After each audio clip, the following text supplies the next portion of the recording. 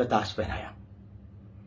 ایک ایسی لڑکی کے کہنے میں آ کر جس کی عمر 14 یا 15 برس ہے، جو نہ گواہی دینے کے قابل ہے، جس کی نہ بات پر یقین کیا جانا چاہیے.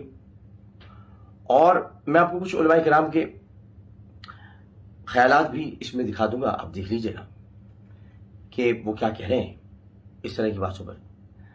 اور سب سے بڑھ کر یہ کہ جس کے ہر سوال پر اور جس کے ہر اعتراف پر اور جس کی ہر بات پر یہ جو نام نہاد صحافی ہیں اسے پوچھ سکتے تھے مثال کے طور پر کہ وہ مجھے نماز پڑھنے نہیں دیتا. اے عالم آن لائن کے دیکھنے والے تمام حضرات، مجھ کو بتائیں کہ کیا میں نے آپ لوگوں کو نماز پڑھنا نہیں سکھایا؟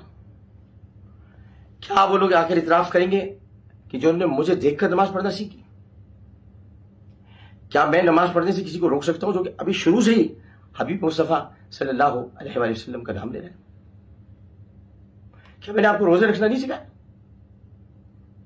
کیا کوئی یہ سوال نہیں کر سکتا تھا کہ وہ کیسا انسان ہے جو لوگوں کو تو نماز کی تلقین کرتا ہے اور تم کو نماز سے روک رہا ہے؟ اس نے مجھے قرآن پڑھنا نہیں سکھایا. کہاں سے سکھاؤں؟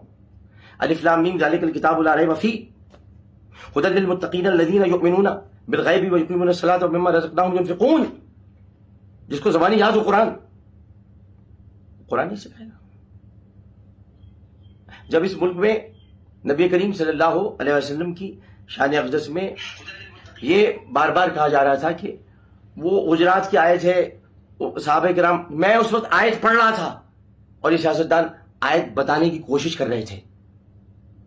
یا ایھا الذین آمنوا لا ترفعوا اصواتکم فوق صوت النبی ولا تجهروا له بالقول كجهر بعضکم لبعض ان تحبط اعمالکم وانتم لا تشعرون. یہ شرابی کی زبان ایسی نہیں ہوتی، یا عائش کرنے والے کی زبان ایسی نہیں ہوتی. قرآن جاری نہیں ہوتا اس کی زبان پر، قرآن اس کی زبان پر جاری نہیں ہوتا، رسول کا نام اس کی زبان پر نہیں آتا.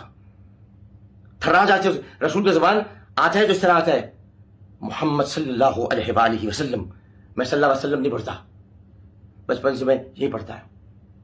لیکن خیر، آپ نے تو جتنی میری کردار کشی کرنی تھی کر دی. میری ماں کو آپ لوگوں نے قبر میں جتنا تڑپانا تھا تڑپا دیا.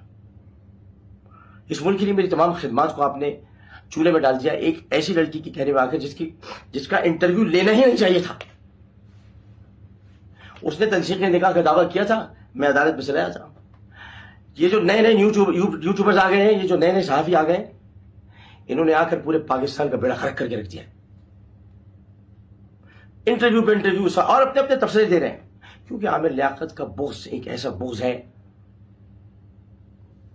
جو دل کی نفرت بھی تھوڑی دیر کے لیے بڑا کر دیتا ہے اور پیسے بھی دیتا ہے.